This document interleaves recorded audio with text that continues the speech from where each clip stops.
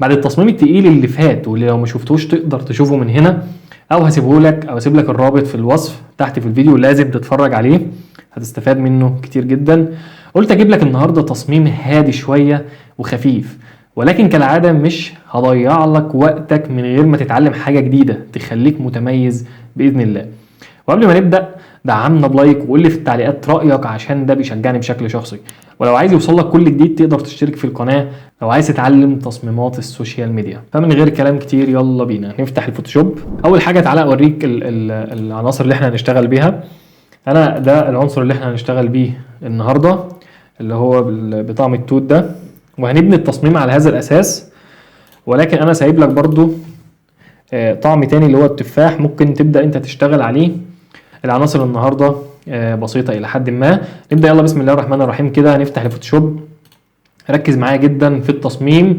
هنبدا نشرح زي ما اتعودنا ببساطه، وهبسط لك المعلومه بطريقه تفهمها كويس جدا. هنفتح تصميم 2000 ونص في 2000 في ريزوليوشن 72، ولو الجهاز بتاعك امكانياته اعلى ممكن تفتح او تعمل ريزوليوشن اكتر من كده لحد 150 لو حابب، وده بيخلي التصميم بتاعك الريزوليوشن بتاعه كويس. ونعمل هنا كرييت. طيب اول حاجه كده هنعملها هنروح على الصور بتاعتنا. ده التصميم اللي احنا هنحصل عليه في الاخر. تصميم بسيط وجميل ولكن فيه شويه تريكات كده جديده احنا ما قلناهاش قبل كده، وجاء الوقت لنقولها ان شاء الله. نبدا نجيب الباك جراوند هنا وابدا اكبرها وادوس كده. وانا بكبر ادوس على الشيفت والالت علشان ابدا اكبرها من المنتصف. ابدا اكبرها بالشكل ده. انا مش عايز الباك جراوند تجي لي كامله كلها، عايز اخد جزء منها كده، ممكن الى حد ما كده كويسه. بعد كده هروح على طول اجيب الترابيزه اللي احنا كنا عاملينها اللي هي دي، هنحطها هنا كده في الاول. هنحط عليها العنصر. تعال نبدا نظبطها كده. طيب عايز اشيل الباك جراوند اللي موجود هنا. هنجيب هنا السلكشن اللي هو المستطيل، وهنبدا نبدا ناخد الشكل اللي احنا عايزينه هنا. وبعد ما عملت سلكشن ادوس هنا على الماسك، هيبدا يشيل لي كل حاجه ويسيب لي الجزء اللي انا عملت له في السلكشن بكل بساطه. ممكن اعمل كنترول تي وابدا اشدها لفوق شويه كده، وهتبان اكتر بعد ما احط العنصر بتاعي. اشوف لو محتاج اظبطها اكتر. يلا بسرعه نروح نجيب العصير اللي احنا هنشتغل عليه. يبقى اشتغل انت على التفاح لو حابب. يلا كده نكبر على طول ونحطه كده في مكانه. تمام كويس. لو تلاحظ انا شلت الشمس او مصدر الاضاءه هنا، لان انا هعمل شمس من الجنب ده وهخلي مصدر الاضاءه جاي بميل شويه، فانا قصدت ان انا اخبي مصدر الاضاءه من ناحيه ورا. طيب يلا على طول كده تعال نظبط العنصر ده ونعمل له الشادو بتاعه زي ما اتعودنا. هنعمل هنا نيو لاير. لازم تكون متفرج كده على الحلقات اللي فاتت ومتابع كده في سلسله انا سايبها لك بلاي ليست عباره عن تصميمات سوشيال ميديا، وبننزل تصميمات اول باول بناء على طلبات حضراتكم. اللاير دي احنا عملناها تحت اللاير الاساسيه بتاعتنا علشان ده هعمل شادو تحت. هتيجي هنا ببساطه بالبرش وتبدا تكبر الفرشه شويه، وكليك يمين هتبدا تنيمها شويه بحيث انها تكون نايمه على الترابيزه، وتجيب اللون الاسود وتكبر شويه وتبدا تعمل كده واحده تحت الجزء ده، وتبدا تكبرها شويه وتظبطها تحت العنصر زي ما انت شايف كده. وبعدين نعمل لاير تانيه ونصغرها شويتين، وهتبدا تدوس واحده كده تانيه وهتبدا توسعها شويه كده، ولكن ده هتخففها اكتر علشان باينه كده. ايه اللي بعد كده هنعمله؟ تعالى نعمل هنا مصدر الاضاءه كده بسرعه. هنعمل نيو لاير. ركز معايا عشان دي تريكات بنعملها في كل الدروس ومتعودين عليها. بعد كده هاجي هنا على اللون الاصفر شويه او العسلي مثلا الشكل ده، وابدا اعمل واحده كده كنترول تي وابدا اكبر. خدها قاعده كده، دي طريقه انك تعمل مصدر الاضاءه. بعد كده هعمل نيو لاير تانيه واجي هنا بالشكل دوت، اجيب اللون الابيض واصغر الفرشه شويه واعمل واحده كده في الوسط. وبعد كده هاجي على الاثنين دول واعمل كنترول اي عشان اعمل لهم ميرج في لاير واحده بالشكل اللي انت شايفه ده كده. طيب واجي هنا بعد كده هعمل ايه؟ هاجي هنا على البلندنج مود واخليها سكرين او لايتن. خليها هنا سكرين، فزي ما انت شايف كده بقت عامله زي الشمس شويه، ولكن طبعا احنا مش هنسكت، هنظبطها اكتر من كده. طيب هعمل ايه؟ هاجي انا سايب لك برده معايا في الصور هنا كده الشكل ده اللي هو فيه اللمعه بتاع الشمس الشديده. ده حاجه هتستفاد منها كتير وفي تصميمات كتير. لما تحطها هنا عايز اشيل الجزء الاسود ده، بتيجي هنا على البلندنج مود بتاع الصوره وتخليها سكرين، بيبدا يشيل لك كل الاسود ويسيب لك الجزء ده فقط، وتيجي تحطها هنا في وسط اللاير زي ما انت شايف كده. ممكن عشان تبان اكتر ويبان الاشعه تبدا تكبرها كده، بص بالظبط كده يا معلم. لو انت شايفها شديده ممكن تقللها شويه زي ما انت شايف كده، بقت شمس جميله. هنبدا نعمل الاضاءه بعد كده من خلالها. طيب مصدر الاضاءه هنا بقى جاي بميل، فاصبح ان انا لازم اعمل حاجه مهمه هنا، وهي علبه العصير دي هترمي ظل بميل هنا كده، لازم يتعمل اللي هو خلينا اقول لك قصدي قبل ما اطبق. ده علبه العصير وفي هنا مصدر اضاءه، ففي مصدر فيه هنا ضوء المفروض او في ظل المفروض يتكون هنا كده، احنا محتاجين نعمله. اعمل كده ازاي؟ هاجي على اللاير اللي هي بتاعتنا بتاعت العصير، واخد منها كنترول جي نسخه تانية، واجي على النسخه برضو اللي تحت وهعمل ايه؟ كنترول تي عليها، واجي هنا من السهم اللي في النص او النقطه اللي في النص وادوس كنترول، وابدا اخد النقطه دي وانزل كده في اتجاه الميل بتاع الظل، وابدا اشد دي شويه كده انزلها تحت، ازود بقى شويه عشان اشوف، اكونها كده تكون طالعه من تحت علبه العصير متساويه زي ما انت شايف كده.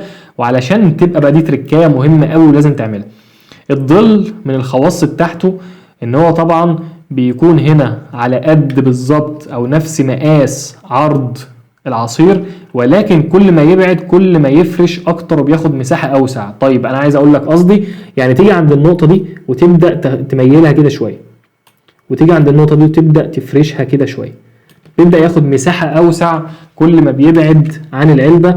بس المهم تروح عند العلبه هنا وتبدا برضو تخليها بالظبط على مقاس العلبه. التريكات دي بتفرق من مصمم لمصمم، لازم كده تظبط بالظبط كده. تيجي عند الجزء ده كده وسع خالص. طيب بعد كده هعمل ايه؟ هو ده الظل كده؟ اقول لك لا، هتيجي هنا نعمل برضو هيو اند ساتوريشن، وتروح على اللاير دي علشان اي حاجه اطبقها تكون على اللاير الاساسيه بتاعتي دي فقط اللي هي الظل. واجي على البروبرتيز وانا واقف ماشي على الهيو اند ساتوريشن، اجي هنا بالبروبرتيز واخلي برضو اللايتنس اسود. طيب كده مش شبه ظل، اجي هنا بالاوباستي واقلل الاوباستي شويه، لا سوري، ما اكونش واقف على الهيو اند ساتوريشن، اكون واقف على اللاير نفسها بتاعه الظل، واقلل الاوباستي شويه، اقلل الفيل شويه. طيب برضو ده شكله مش ظل زي ما اتعودنا. لو عايز اعمل ده يكون شكله ظل شويه، انا مش عارف انا بشرح بسرعه ولا لا، بس ممكن تبقوا تقولوا لي تحت. اجي هنا بالبلور واعمل هنا جاسيان بلور برضو، وابدا ازود كده لحد ما الاقي ان هو بقى ظل. انا شايف كده بقى كويس جدا، ولكن انا ممكن اقلله شويه علشان كويس جدا. طيب حلو قوي. في تركايه هنا برضو تانية مش هيعملها غير الناس اللي بتهتم بالتفاصيل. الظل من خواصه برضو ان بيكون قريب من العنصر اللي مرسوم له الظل، بيكون تقيل وبيخف كل ما بيبعد. يبقى هو حاجتين، كل ما بيبعد مساحته بتتوزع اكتر، ولكن كمان بيخف شويه. طيب هعمل ده ازاي؟ هاجي برضو على اللاير اللي هي بتاعت الظل ده، وابدا هنا تحت في علامه الماسك، هعمل هنا ماسك هيفتح لي لاير بيضه كده جنب اللاير بتاعتنا. واللي كان معايا في الدروس اللي فاتت اتعودنا على الموضوع ده على طول. وانا واقف على الماسك هروح هنا على الجريدينت تول، واجي هنا هختار البيزك واختار اللي في النص ده، واخلي هنا اسود وهنا ابيض. افهمك قصدي يعني ايه اسود وابيض او اسود وشفاف، وابدا اشد كده شويه، بيبدا يعمل ايه زي ما انت شايف كده، بيخفف الظل من هنا ويتقله من هنا زي ما انت شايف. حلو قوي كده لحد دلوقتي. طيب في هنا تركايه تانية هنعملها، زي ما في مصدر اضاءه هنا بيكون علشان برضو نعمل تباين كده ما بين الصوره كده وبعضها، ويكون التصميم شكله يخطف العين من الاول لاي حد بيشوفه. هنخلي النص او جزء من الصوره او من الديزاين بتاعك ناحيه الشمال مظلم شويه. طب نعمله ازاي؟ اجي هنا اعمل لاير فوق الكل هنا، واجي هنا بالجريدينت اللي انا كنت لسه فاتحها، بس مش فاتح ماسك بقى ولا حاجه، ده لاير جديده، وابدا اشد كده شويه. طيب اكون هنا جايب اللون الاسود علشان ابدا اعمل ظل شويه باللون الاسود. بعد ما رسمته كنترول تي واشده كده شويه. ممكن هو احساس انت مش شايفه، ولكن لا هو باين جدا. بص ده قبل وده بعد، فرق كتير جدا جدا. طيب تعالى بقى نعمل دمج كده للصوره، والاضاءه دي نرسمها على علبه العصير ونعملها على الترابيزه. تعال نروح على الترابيزه الاول علشان هي سهله. هاجي هنا بالموف تول وابدا اختار، هاجي على اللاير واخليها كونفيرت تو سمارت اوبجكت علشان اعمل الماسك بتاعي، خلاص انا مش محتاجه. واعمل هنا نيو لاير فوق الصوره بتاعه الترابيزه علشان ابدا ارسم عليها الضوء والظل. اول حاجه هرسم الضوء الاول، اجي هنا بالبرش واجي هنا باللون الاسود، ناخد اللون بتاع الشمس دوت. المفروض دي اضاءه الشمس تعمل كده جزء اصفر او ذهبي على الترابيزه. طيب نعملها ازاي؟ نبطط كده الفرشه زي ما انت شايف ونبدا نكبرها شويه وتبدا تمشي كده على حواف الترابيزه زي ما انت شايف. طيب انت عملت ايه هنا؟ عملنا اللاير دي، هتيجي على اللاير دي علشان تتكون فقط على الترابيزه، او اللي انا رسمته ده يدخل في الترابيزه فقط. هتيجي هنا ما بين التو لاير وتدوس الت، هيبان لك المربع ده، كليك شمال، اي حاجه هتترسم على اللاير بتاعه الترابيزه فقط زي ما انت شايف. طيب هي كده مش باينه اضاءه، هتيجي هنا على البلندنج وتخليها لايتن او سكرين، ممكن نخليها سكرين ونقلل الاوباستي شويه ونقلل الفيل شويه زي ما انت شايف. ممكن تحسها مش عامله حاجه ولكن لا هي عامله. بص على اللاير قبل وبعد، تدي كده ايحاء كويس جدا. بعد كده هعمل لاير تانية هنعمل عليها بقى الظل، المفروض الجزء ده يبقى مظلم اكتر لانه بعيد عن الشمس. طب نعملها ازاي؟ برضه هنيجي نعملها كليب ماسك علشان اي حاجه تتطبق على الترابيزه، ونبدا نظبط الفرشه تاني ونجيب هنا اللون الاسود ونبدا ناخد كده ايه واحده زي ما انت شايف، وتبدا تطلعها كده شويه. بص يعني فعلا حاجه جميله جدا. الضوء والظل ده بيفرق جدا في التصميم زي ما انت شايف. طيب بعد كده هروح على علبه العصير سريعا كده، ايه الحاجات اللي هي ملهاش لازمه مش هنقف عندها كتير واللي عدناها كتير يعني. هعمل برضو نيو لاير واخليها برضو كليب ماسك، وابدا هنا بالبرش اعمل الظل الاول. الجزء اللي على الشمال ده هيبقى مظلم والجزء اللي تحت ده برضو، اما الجزء اللي على اليمين وفوق اللي هو ناحيه الشمس هيبقى منور. خلينا هنا نشد كده شويه ونضلم برضو الجزء ده، ونيجي هنا على البلندنج مود ونجيب نخليها سوفت لايت. في هنا فرق كبير اهوت. خلينا نقلل الاوباستي شويه ونقلل الفيل شويه، عمل كده الحته اللي انت شايفها دي. بعد كده هنعمل نيو لاير تانية علشان نعمل الاضاءه، ونيجي هنا باللون الاصفر البرش. في طبعا طرق كتير جدا بنعمل بها اضاءه، نشرح طرق مختلفه خلال كل درس، ما بنثبتش على طريقه واحده علشان تبدا تتعلم. فاحنا شرحنا طرق تانية كتير الحلقات اللي فاتت. نخليها لايتن عشان يبقى الصفار باين شويه، ونخلي الاوباستي قليله الى حد ما، ونخلي الفيل قليل، وده الفرق اللي عمله زي ما انت شايف كده. بعد كده تعال نروح نجيب فرع العنب ده، فرع العنب ايه، فرع التوت، نبدا نحطه هنا كده بس نطلعه فوق خالص ونحركه هنا كده. نعمل كنترول تي نبدا نكبره كده. انا عايز بس يكون ايه، يظهر الجزء ده فقط، وناخد منه كنترول جي ونحركه ناحيه تحت شويه. كنترول تي نصغره حبتين يكون باين كده ان هو جاي من تحت، ونخليه تحت اللاير اللي فاتت كده بالشكل ده. بعد كده تعال نروح نعمل اللوجو قبل ما نحط الطبق اللي هو بتاع التوت ده فوق خالص هنا، ونبدا نحطها هنا كنترول تي. بعد الدرس اللي فات بصراحه الناس تعبت مني وكان حلقه طويله شويه، فالحلقه دي انا عايز يعني جايب لك حاجات بسيطه ومش عايز اعقد التصميم اكتر. التصميم ممكن يطلع منه حاجات حلوه كتير، ولكن احنا مش عايزين او مش عايز بصراحه اطول فيه كتير يعني، لان انا شايفه تصميم بسيط لحد ما. برضو نفس الموضوع ده بالظبط. هنيجي نعمل هنا لير بقى سريعا كده، احنا خلاص اتعودنا. هنحطها تحت التصميم ونيجي هنا بالبرش. خلينا هنا ممكن نيجي نعمل هنا بالشيب طريقه تانية اهيت للظل بالشيب كده. هنحطها هنا تحت الطبق ونجيب اللون الاسود زي ما انت شايف.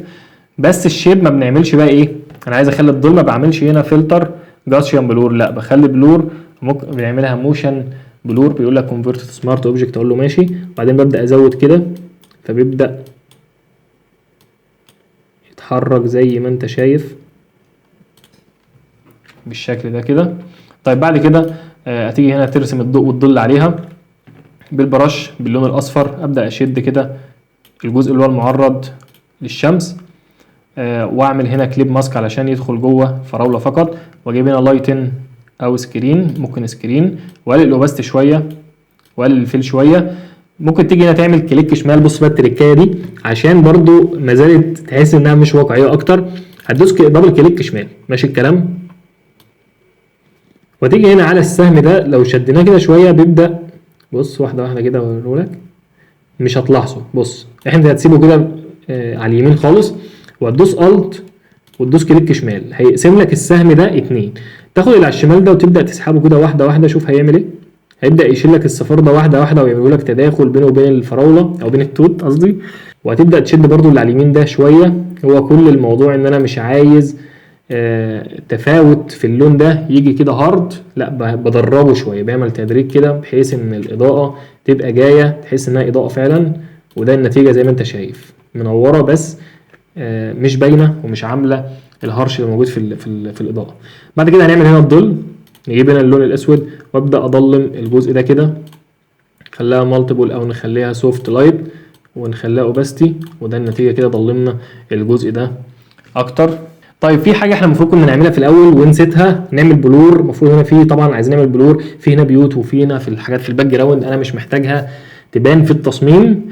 لازم نعمل تركيز او يبقى الفوكس موجود على العنصر بتاعنا او البرودكت بتاعنا. فاي انشغال في الخلفيه شكلها كويسه والباك جراوند شكلها كويسه بصراحه، ولكن لازم تعمل لها بلور شويه.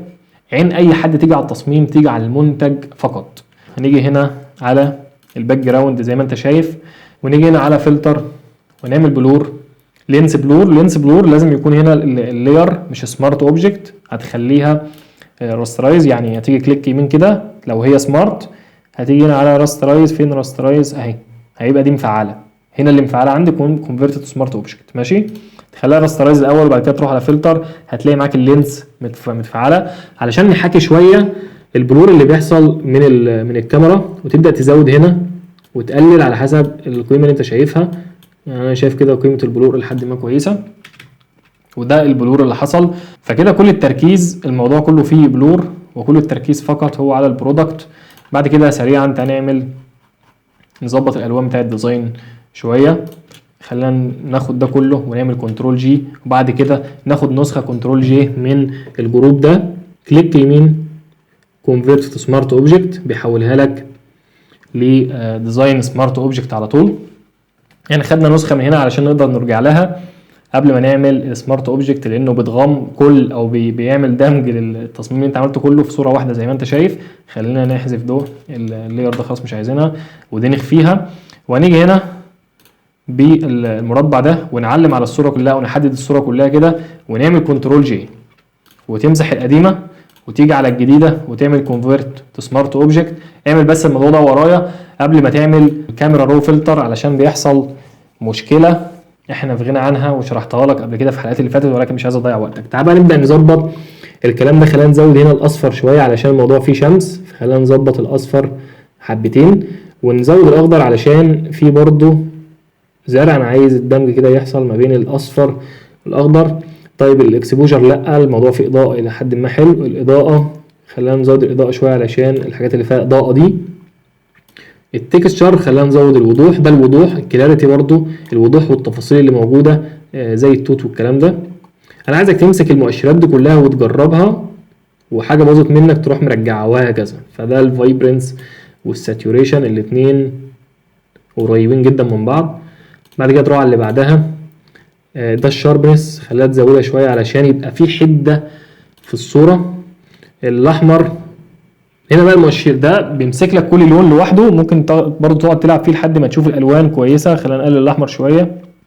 طيب انا بقيه الحاجات مش عايز العب فيها، انا كويس كده بالنسبه لي. خلينا ادوس اوكي عشان اشوف النتيجه. بص بقى الديزاين كده قبل وده بعد، خليني بس اوريها لك كده. ده قبل تحس ان الديزاين مطفي والالوان مش حلوه مش احسن حاجه، ولكن ده طبعا بعد حاجه جميله جدا والديزاين بصراحه نطق. انا عايزك تعيش بخيالك وتزود اللي انت عايز تزوده. انا مش عايز اتقل عليك في الحلقه رغم انها انا شايف انها طولت شويه، ولكن والله انا بحاول افيدك بقدر الامكان. تابع الحلقات اللي جايه علشان تتطور في تصميمات السوشيال ميديا، وان شاء الله انا معاك. لو محتاج اي حاجه او محتاج تصميمات تقدر تعملها قول لي تحت في التعليقات وانا عينيا ليك. اشوفك على خير في حلقه جديده ان شاء الله، والسلام عليكم ورحمه الله وبركاته.